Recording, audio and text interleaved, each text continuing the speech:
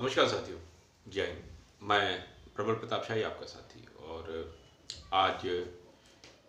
आपको सबसे पहले आप सबको होली की हार्दिक शुभकामनाएं। अभी कुछ दिनों से एक कोशिश हो रही है बीजेपी आईटी सेल के द्वारा और कुछ बीजेपी स्पॉन्सर्ड या बीजेपी की विचारधारा को, आरएसएस की विचारधारा को मानने वाले कुछ यूट्यूब नए पत्रकारों के द्वारा उन्होंने एक प्लांट किया है, एक वीडियो, और वीडियो प्लांट करके बिहार और तमिलनाडु, खासकर कहें उत्तर भारत और दक्षिण भारत को लड़ाने की कोशिश की जा रही है। अभी तक भारतीय जनता पार्टी और आरएसएस जो हिंदू मुसलमानों के बीच में लड़ाई कराने की कोशिश करती थी, कई जगह सफल भी होती थी, कई जगह असफल भी हो जाती थी। फिर कोशिश हुई है पंजाब के किसानों को बदनाम करने की कोशिश पूरे भारतवर्ष में, और अब कोशिश हो रही है कि प्रोपोगंडा के तहत कुछ गलत वीडियोस तमिलनाडु के नाम पर बनाकर बिहार में, पूरे देश में सर्कुलेट किए जा रहे हैं, और उससे अफरा तफरी का माहौल मच गया है। और बिहार के जो मजदूर हैं वो इन अफवाहों को कान देकर बेचारे जो है वो तमिलनाडु से पलायन कर रहे हैं, दिखाया जा रहा है जैसा न्यूज़ में आ रही।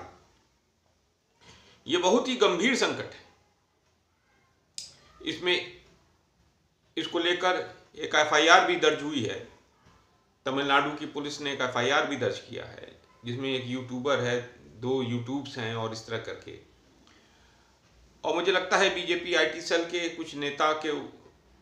भी जिम्मेदार इसको हैं लेकर, जो इन्होंने ये खबरें प्लांट की। मतलब आप चुनाव जीतने के लिए, मतलब मात्र चुनाव जीतने के लिए बिहार में भी आग लगाने को तैयार हो, तमिलनाडु में भी आग लगाने को तैयार हो, एक दूसरे को लड़ाने की कोशिश कर रहे हो कि मात्र 2024 का चुनाव जो है आप आसानी से जीत सको। मुझे लगता है कि ये जो एफआईआर दर्ज हुई है इस पर मजबूती से कार्रवाई होनी चाहिए, और जो ये लोग प्रोपोगंडा फैला रहे हैं, जो ये गलत खबरें प्लांट कर रहे हैं, जो ये गलत वीडियोस प्लांट करके लोगों में भ्रम की स्थिति पैदा कर रहे हैं, लोगों में डर की स्थिति पैदा कर रहे हैं,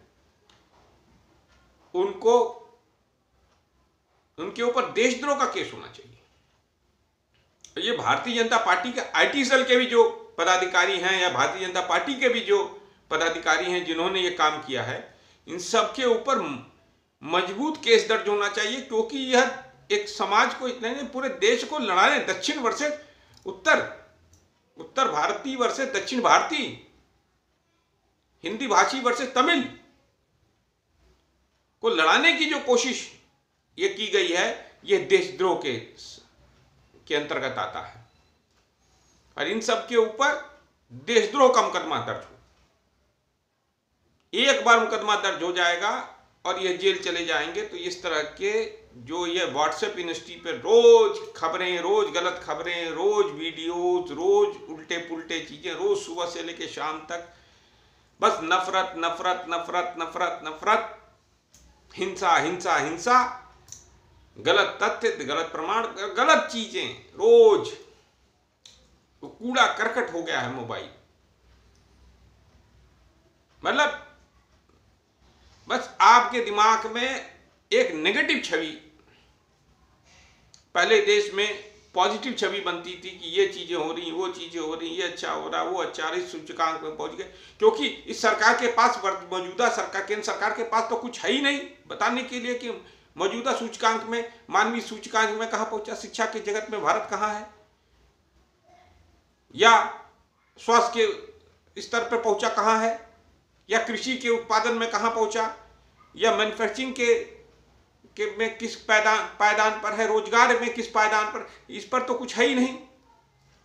क्योंकि सारी स्थिति तो इन्होंने नोटबंदी लागू करके, जीएसटी गलत तरीके से लागू करके, लॉकडाउन गलत तरीके से लागू करके पूरे देश की अर्थव्यवस्था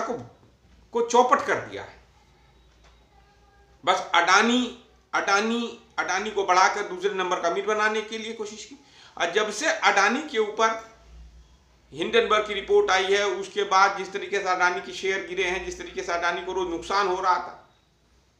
और उस पर सवाल उठ रहे हैं, उस सवालों से बचने के लिए उस पर जांच की मांग ना हो, कभी कुछ कर दो, कभी कुछ कर दो, कभी कहीं सीबीआई के छापे डलवा दो, कहीं ईडी से छापे डलवा दो। अब उससे भी मन भर गया, हिंदू मुसलमान से भी मन भर गया है, कभी मेवात की घटना करवा दी, कभी उससे भी मन भर गया तो दक्षिण भारत और उत्तर भारत को लड़वा दो, बिहार और तमिलनाडु के लोगों को लड़वा दो।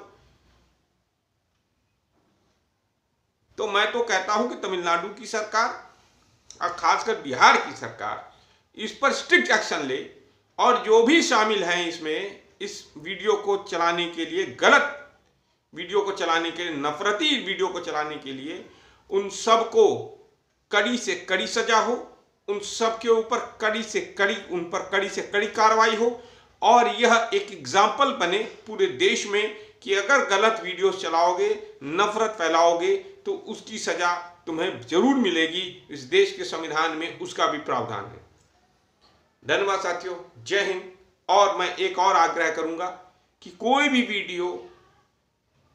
सर्कुलेट करने से पहले, शेयर करने से पहले ये समझ लीजिएगा, अगर वो गलत वीडियो है, उसका तथ्य अगर आपको नहीं पता तो उस वीडियो को शेयर मत करिए। किसी भी हिंसा स्पॉन्सर्ड किसी भी चीजों के एजेंडे ये चल रहे हैं, ये आरएसएस के एजेंडे हैं, ये देश को तोड़ने का एजेंडा है, इस ऐसे एजेंडे में आपको नहीं पड़ना है। आप सबसे मैं हाथ जोड़कर यही विनती करता हूं कि इस तरह के वीडियोस, इस तरह की चीजें अगर आपके व्हाट्सएप ग्रुप में आ रही है तो उस पर तुरंत व्हाट्सएप पर ही कंप्लेंट कर दीजिए, या